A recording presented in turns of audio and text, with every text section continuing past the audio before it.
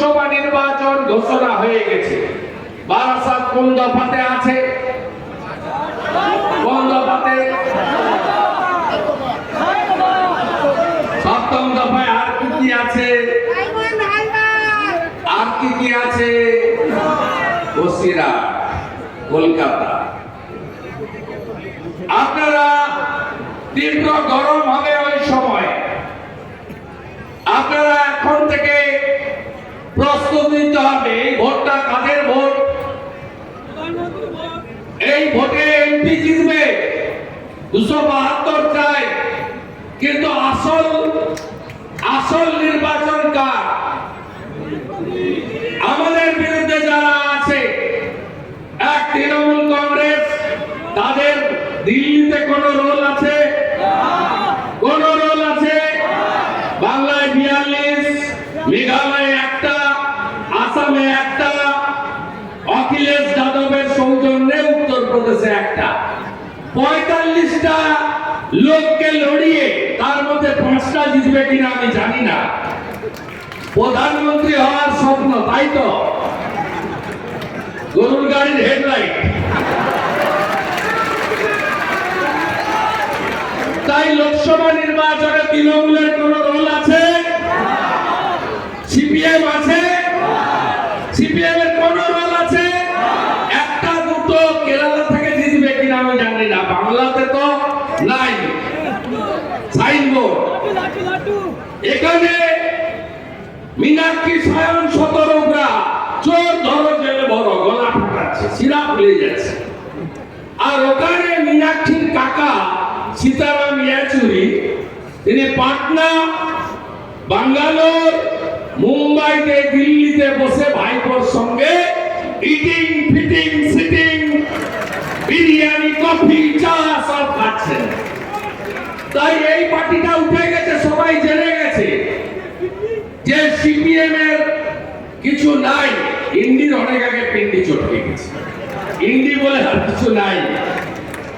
অর্থাৎ সিপিএম এর রোল নাই। বাকিদের কথা আমি আর বক্তব্যের মধ্যে আনলামই না। কংগ্রেস তো বহরমপুরে ঢুকে গেছে, আর কোথাও নাই। দূরবীন দিলেও পাবেন না। তাই তাহলে ভোটটা কার? দেশের ভোট, প্রধানমন্ত্রী করার ভোট। যদি দুর্বল লোকের হাতে দেশ থাকে কি হতে পারে? ইউক্রেন একদিনে 70 লক্ষ ইউক্রেনের জনগণ পোল্যান্ডে পালিয়ে গেছে। দুর্বল নেতা রাশিয়ার বোমার কাছে, আক্রমণ কাছে দাঁড়াতে পারেনি। যদি দুর্বল নেতা আর দুর্বল রাজনৈতিক দলের হাতে দেশ থাকে, তাহলে কি হবে? আফগানিস্তান হবে। যতদিন আমেরিকার সেনা ছিল, প্রগতিশীল উদারবাদী সরকার ছিল, সব ধর্মের মানুষ ধর্মাচরণ করতেন। আমেরিকার ট্রাম্প চলে গেলেন, নতুন প্রধানমন্ত্রী প্রেসিডেন্ট এলেন, সৈন্য তুলে নিলেন, তালিবানরা দখল করলো। দখল করে কি বলল? ধর্ম ছাড়ো নয় দেশ ছাড়ো। আর মোদিজি যারা ধর্ম ছাড়তে চাননি, সেই শিখ, খ্রিস্টান, জৈন এবং হিন্দুদের ভারতবর্ষ থেকে এয়ারফোর্সে প্লেন পাঠিয়ে, দেবী শক্তি প্লেন পাঠিয়ে দিল্লিতে নিয়ে এলেন। গুরু গ্রন্থ সাহিবকে কেন্দ্রীয় মন্ত্রী হরদীপ সিং পুরীজি মাথায় করে নিয়ে দিল্লির গুরুদ্বারায় রেখে দিয়ে এলেন। তিনি তাদেরকে নাগরিকত্ব দিলেন, তাদের থাকার ব্যবস্থা করলেন। আপনারা এখানে যারা আছেন, বাংলাদেশ থেকে কেন উদ্বাস্তু হয়ে এসেছিলেন? কংগ্রেস দেশ ভাগ করেছিল তো, বিভীষিকাময় দেশ ভাগ তো। জমি বাড়ি সব ফেলে রেখে এসছেন না, ওপারে সব ফেলে রেখে এসছেন না, সব ফেলে রেখে এসছেন না। আমার মা বরিশালে ওনার পিতৃদেব সব ফেলে দিয়ে এক কাপড়ে পালিয়ে এসছে 62 সালে। 62 সালে আপনাদের অবস্থাও তাই। প্রভু হরিচাঁদ ঠাকুর, গুরুচাঁদ ঠাকুর পরিবর্তন আটকাতে মতুয়া সমাজের সৃষ্টি করেছিলেন। আর 47-এর দেশভাগ পরবর্তীকালে দফায় দফায় শুধুমাত্র ধর্মীয় উৎপীড়নের কারণে আপনাদেরকে দেশ বাংলাদেশ ছেড়ে এখানে আসতে হয়েছে। ওরা বলে, মমতা ব্যানার্জিরা বলে আপনাদের উদ্বাস্তু, আমরা বলি শরণার্থী। ভারত মাতাতে এসছেন শরণার্থী হয়ে শরণ নিতে। ভারত কেশরী শ্যামাপ্রসাদ মুখার্জি তিনি লড়াই করে পশ্চিমবঙ্গ বিধানসভায় জোট বেঁধে আমাদেরকে পশ্চিমবঙ্গকে ভারতের সাথে রেখে দিয়ে গেছিলেন। তাই আমরা আজকে বাক স্বাধীনতা পেয়েছি, ধর্মীয় স্বাধীনতা পেয়েছি, ভোট দেওয়ার অধিকার পেয়েছি, নিজের মত প্রকাশের অধিকার পেয়েছি। ভালো লাগলে প্রশংসা করি, অন্যায় করলে প্রতিবাদ করি, দেশের সংবিধানকে মানি, বিচার ব্যবস্থাকে মানি। ভারতের রাষ্ট্রপতির একটা ভোট আর একজন গ্রামে থাকা সাধারণ গরিব প্রান্তিক মানুষ, ক্ষেত মজুর হোক, বর্গাদার হোক, একেবারে প্রান্তিক মানুষ, তারও কিন্তু একটা ভোট। এই ভারতবর্ষের অর্নামেন্ট হচ্ছে ভারতবর্ষের ডেমোক্রেসি। আপনি কি চান আরেকবার উদ্বাস্তু হতে?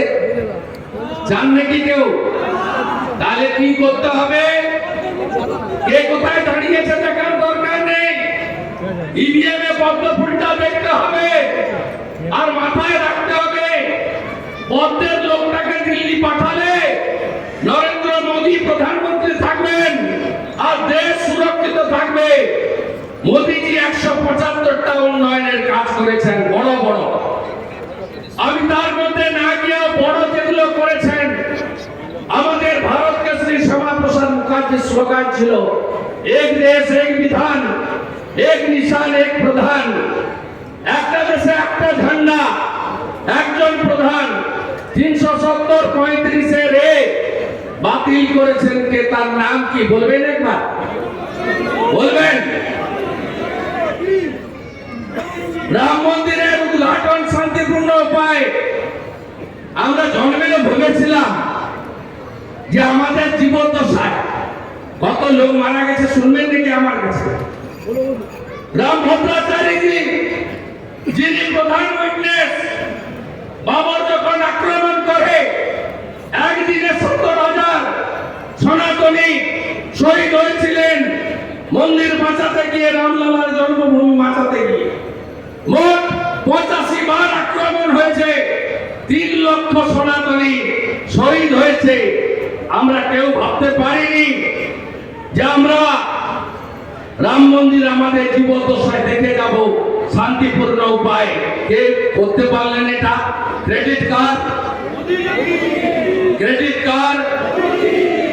বিধানসভা লোকসভায় মহিলাদের সংরক্ষণ দিয়ে গেলেন কে? আইন করে 96 সাল থেকে ভোট এলেই বলা হয় মহিলাদের বিধানসভা লোকসভায় সংরক্ষণ দেব।